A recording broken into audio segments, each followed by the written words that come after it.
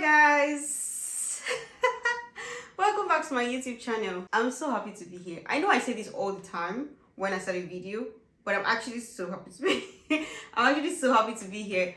How you guys doing? How has March been for you? I hope you've been okay. I hope you've been good. Welcome to all my new subscribers. We've had a few new, not a few, quite a number of new subscribers join us. My name is Muyiwa. Welcome to my channel. Please, if you're watching this and you're not subscribed, please make sure you subscribe. I live in Norway right now. I'm a student. I'm a master's student in University of Stavanger. I'm in my second year and in my final semester. That's for those of you that are just joining us for the first time. Welcome. And funny that you're joining this channel for the first time, because today I'm going to be talking about something a bit different from what I used to talk about before. If you've been on this channel before now, you know that I talk about studying in Norway, coming to Norway, you know, how you can study in Norway for free, Norway gives free education and all of that. But in this video, you know, for everything there's good and bad. There are the pros and cons. In this video, I'm going to be telling you why you should not come to Norway or why you should not study in Norway, or why you should consider other options, you know, before you just pick Norway as your only option, right? So if you're interested in listening to that, stick with me as we go on this ride.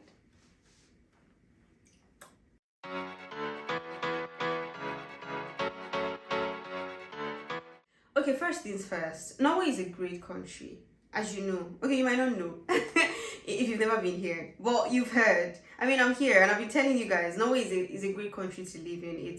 It's beautiful, it's nice. Norwegians are friendly, it's unproblematic. You know, it's a very serene place. At least in Stavanger, I stay in Stavanger. I'm not sure how serene it is in Oslo, since that's the capital, but generally Norway is a great place to live. I even have a video telling you guys specifics of why you should come and study in Norway, aside from the other videos that I have. I mean, Norway ranks one of the top in, you know, happiest countries to live in. It's very nice, you know, ticks all the boxes. Well, most. I'm here to tell you the boxes it doesn't tick, okay? So as an international student, which you probably are, or someone that is looking to migrate or move to Norway or to Europe or whatever, which is why you're watching this video, you probably, I mean, let's not lie to ourselves, you know, there are different reasons why we decide to move away from our home countries or just go to other places. It might be that, okay, you want to study, you know, and you know, why do you want to study? Maybe you want to get an international job, or you just want to have like a better life for yourself than what your current, not your current, your home country is offering you, or where you currently stay, or you just want to move your family, or you just want better opportunities, you know, you just want to give yourself options, you know. So let's not act as if, you know, we just travel for no reason. We don't. There's an end goal. There's something that you want to achieve when you decide that, okay, I want to move to another country. Like, you have those things in mind. So whatever it is that your end goal is, I want you to keep it at the forefront of your mind when you're trying to make a decision of where you want to go, like what country you want to move to. If you're moving for school, or if you want to go for a job, you need to keep that at the forefront of your mind. Like, okay, what is my end goal? What do I want to do? Do I just want to get a master's? Do I just want to do this? Do I just want to do that? If you're looking at relocation long term, like migrate, you want to settle in a new country, there's some things you need to think about. If you choose Norway as a country that you want to come to, you need to know that in Norway, the 2 years that you're using for your master's, that's if you come for a master's, and master's is 2 years here, compared to other countries that is maybe 18 months or 12 months. You know, these are other things you also need to think about, depending on what your end goal is. Do you see? So if you're coming for like long-term relocation, or you just want to settle somewhere with your family, the 2 years that you're spending for your master's in Norway does not count towards your residency. They don't count it, you know. They don't count it for you. It's not part. They don't consider it. The only thing that they consider are the years that you've worked as a skilled worker. And a skilled worker is just someone that works professionally, not side jobs. You know, by side jobs, I mean jobs that you do as a student, maybe like washing dishes or cleaning or working in a hotel, like I did. You guys, last year I worked in a hotel during the summer, and I worked so hard. My legs, I could barely feel my legs, my entire body. In fact, watch the video that I have on it. You'll see everything. I talk about the job and how much I made. I mean, I made good money, but was my body good after the money? But moving on. So depending on what your long-term goals are, you know, in Norway, they don't count your 2 years master's to your residency. And there are other countries that if that's what you want to do, they might have better options for you. For instance, Canada, some locations in Canada, your schooling years, the amount of years you count, you you count in school, Muiwa. The amount of years you spend in school counts towards when you want to apply for residency as the amount of years you've stayed. Do you see? But in Norway, it doesn't count. Also, if you're looking at maybe you want to get an international job or something, what your chances are like. In Norway, you have 1 year post study visa. They call it job seeker visa, right? And it's just for 1 year. You can only get it for 1 year. And within that 1 year, you must find a professional job. If you don't, you have to leave the country. Compared to maybe someone like the UK right now that gives 2 years post-study. So you see, depending on what your end goal is, you really need to consider all your options. Norway is giving free education, but it's not the only option you have. Consider all the other different things. And this is just like an introduction to this video. So now let me get into the real crux of the matter. Let me get into the real crux of the matter and what really inspired me to do this video in the first place. All right. Job search situation in Norway for foreigners, right? I've had some experiences. I've spoken to a few people, and the story is the same for most people. For everybody. Okay, let's keep it at most. The story is the same for most people because let's look at it. No matter what your long-term goals are, it'll probably involve finding a job. You see, because even if you want to migrate somewhere long-term and you want to relocate, move your entire family, or just live there. Just leave your home country and go somewhere else. You have to get a job because how would you feed? How would you take care of yourself if you're not able to get a job? So the bane of this entire relocation thing or moving or migrating or to Jackpot, as Nigerians like to say, is you have to get a job. You see, unless you're Oteleba's daughter or son or Dangote, then you don't have to. Okay, let me speak more globally. Maybe Jeff Bezos is your dad, something that you don't need to think about work maybe.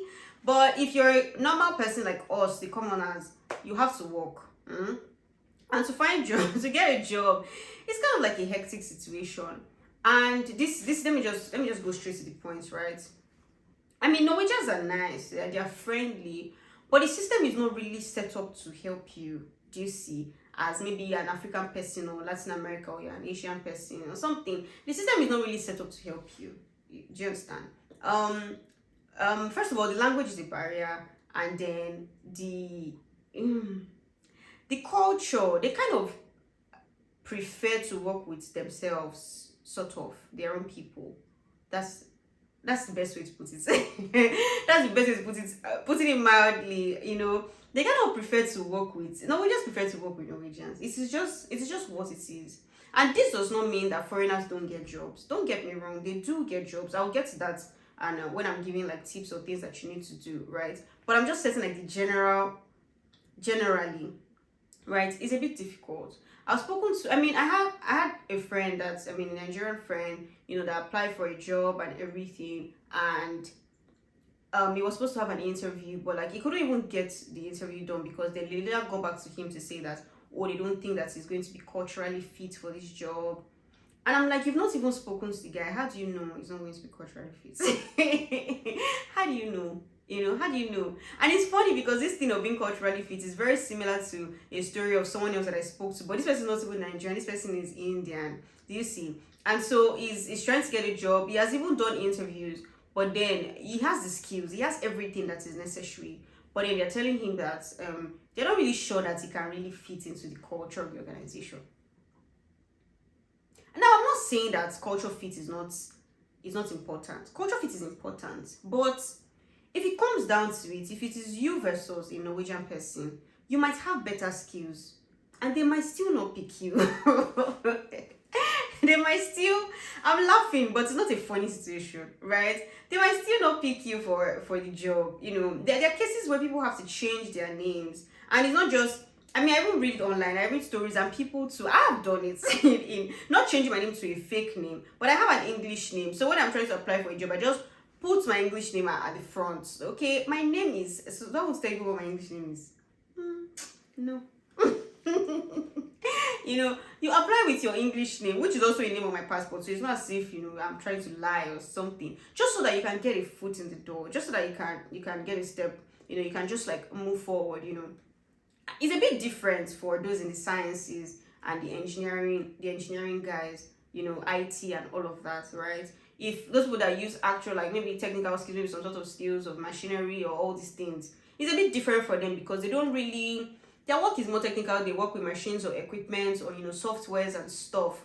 It's a bit easier in quotes for people in that field, to get jobs because it really comes down to your technical skills. But if you're in management, it's not impossible, though. Don't get me wrong. Like I said, I'm not saying it's impossible. But if you're in management, it's more like it's a very tricky situation. It's a very tricky situation. I mean, I've done interviews, right? I mean, I've done interviews in, anyway. I'll get to that. I'll get to that part. Let me not jump ahead of myself. But that's kind of like it is. Kind of like what it is. So it's very important. Let me just deviate a bit. So just talk about skills. It's very important for you to develop your skills. So even if you're in management side of things, or in the sciences, you need to develop skills that can help you in terms of when you're applying for a job. They can say that, okay, this person can do this person can do that. Develop your skills and learn the language. Hey, I'm telling you, some of you have reached out to me, you sent me emails. Oh Muyiwa, thank you so much, I got admission to XYZ place. Start learning the language. On this channel, I've spoken to you guys a few times about Skillshare. Skillshare is an online community of learners.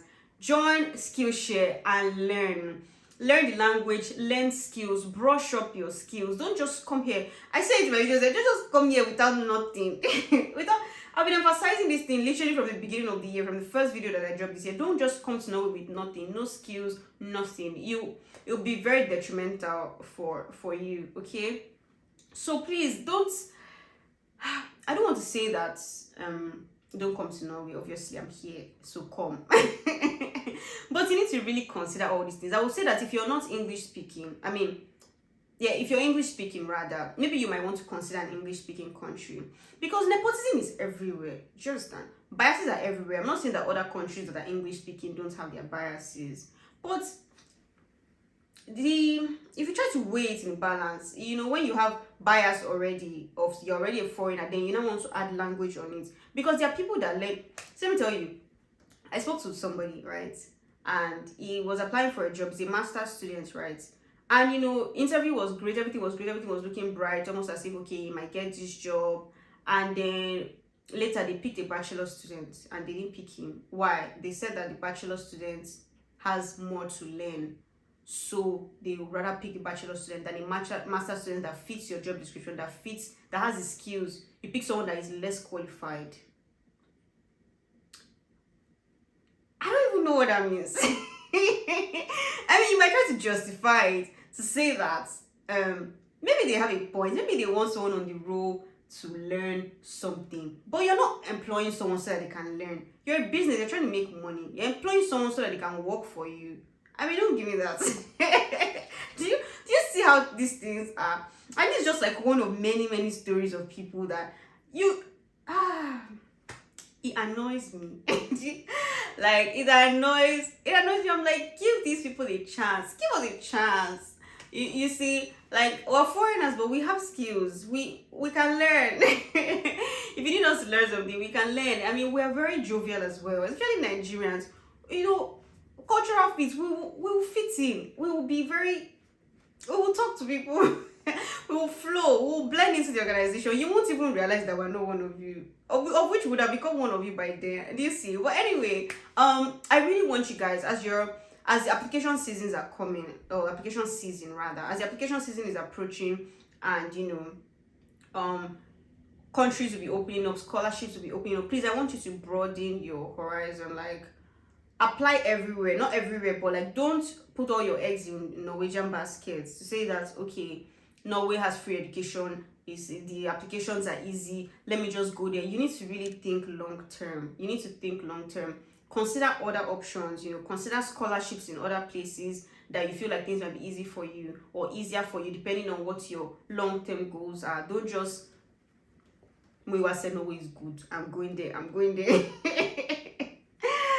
It's not the easiest thing, because you now have a case where a lot of people, after their job seeking visa, they now have to move to another country after staying 3 years here. That's 2 years masters and 1 extra year of trying to find another job. and they can't find a professional job, you now start thinking of how to move to another country. Okay, should I move to another country? Should I take on another course? Yeah, it just becomes such a hectic situation, right? But like I said, people do get jobs. So now let's move to the part where things that you can do to actually help you. Number one is you need to consider international companies. You see, consider international companies, because international companies are more likely to employ foreigners because they are not local. So they are working, their staff is, and this international based.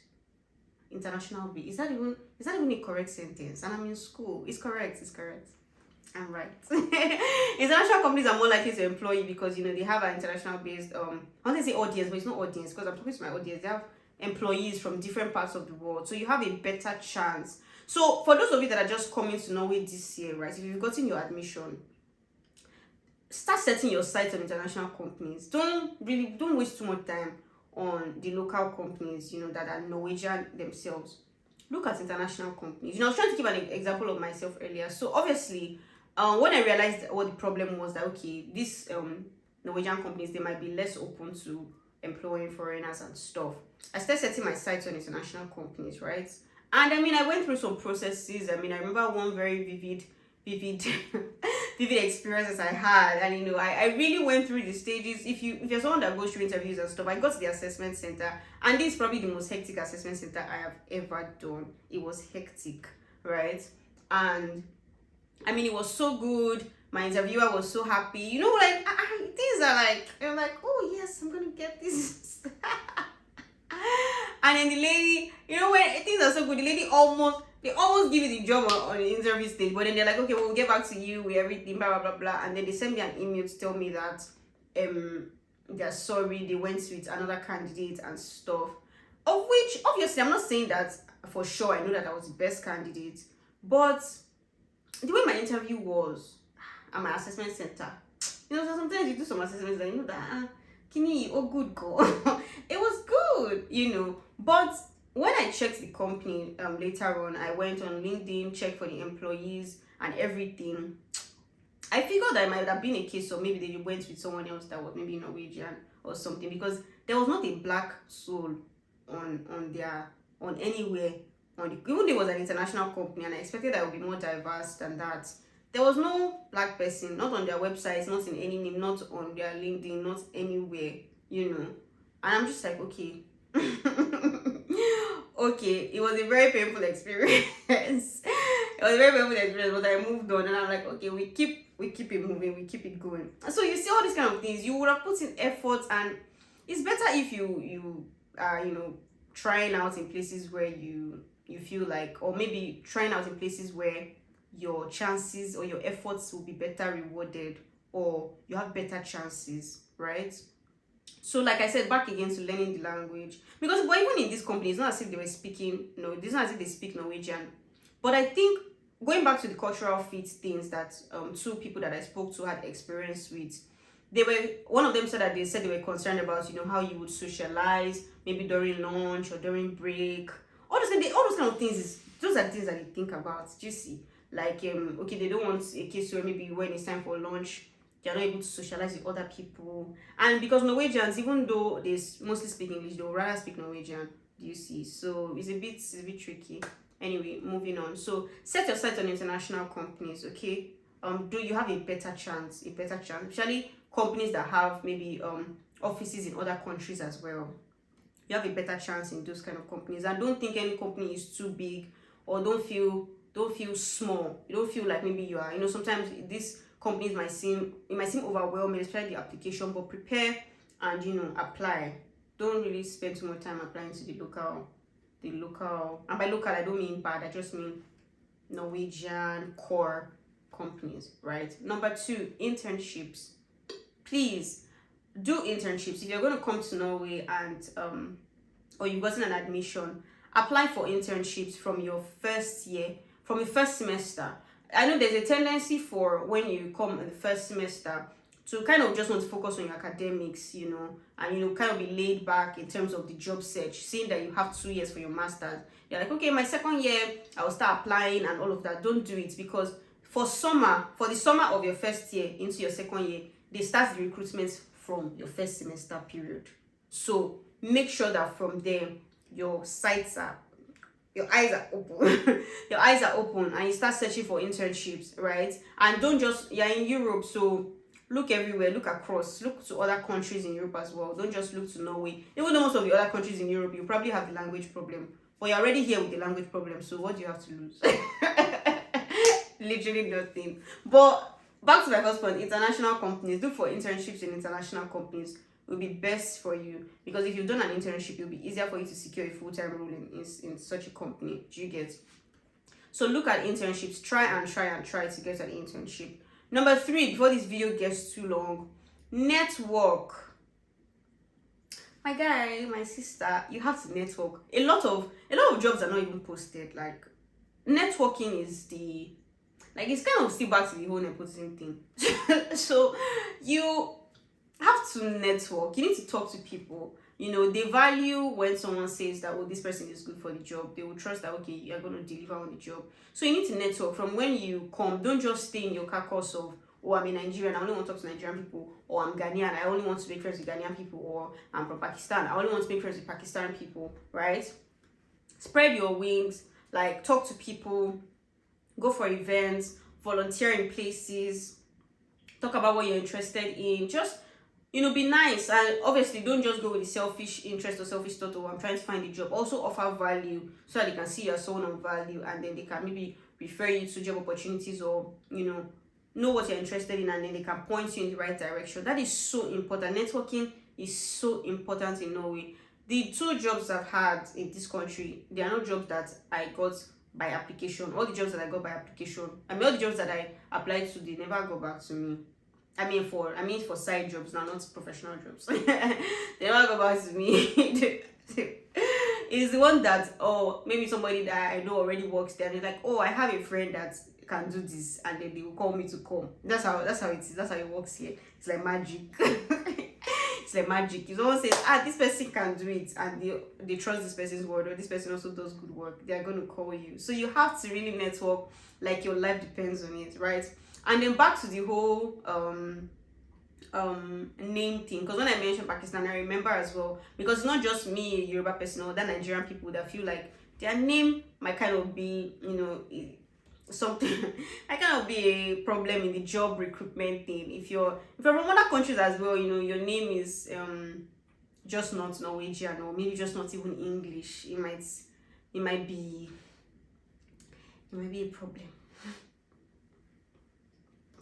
It might be a problem. Okay, so before you put all your eggs in the Norwegian baskets, okay, as great as Norway is, as beautiful as it is, as much as I love it, it might not really be the best place for foreigners. I mean, if you Google this thing, you will see people talking about it online. You will see blogs about it, you know. I mean, funny thing is, unemployment in Norway is very low, so you would expect, or you would think that maybe it will not really affect. Since unemployment is really low, you should be able to get a job easily, but it's not really like that. Especially, also, if you're coming to a city like Stavanger, that is a small city, maybe you're not going to Oslo. It's also a bit, you know, Stavanger is the oil city. There are oil companies here and stuff like that, but not. Anyway, you get the point. I assume that you get the point. So think deeply as the application season for jobs are coming. I'm going to also try to start sharing other opportunities that are outside Norway. I think I'm going to do that for you guys, because it's very necessary. It's needed. You guys need it. You guys really need it. And if I see scholarship opportunities, I'm going to maybe share more shorts, YouTube shorts videos about it, and share more scholarship opportunities in other places and other places that you guys can apply to, so that you can just, you know, have more options and not, you know, put all your eggs on this Norwegian line because it might not really be the best. It might not be the best thing for you to do. I hope you guys enjoyed this video, even though I feel like I spent the entire time ranting. Let me highlight the 3 points that I mentioned for those that are coming to Norway this year, or those that are intending to come. Apply to international jobs, you know, international companies. That should be your focus. Number 2, start applying for internships early. Start from the first semester that you arrive, the first year that you arrive, because most of the jobs for next summer internship, they start recruiting from August, September, October time, and that's when you're going to be in your first semester. So set your sights on internships, okay? And the third point I said was network, network, network. For others that are not, they've not gotten admission, they've not started applying to Norway yet, I'm saying that set your sights to, wide, depending on what your end goal is. And I emphasized, or I mentioned, that your years in school here does not count towards your residency, and you have only 1 year post-work visa, and it's not the easiest to get a job, and you need to get a job within that 1 year. And I also said that people do get jobs, especially if you're in science, engineering, and all those kind of roles. But if you're in management and all these things where you do a lot of talking, a lot of communicating, they want someone that can communicate in Norwegian, flow naturally, that kind of thing.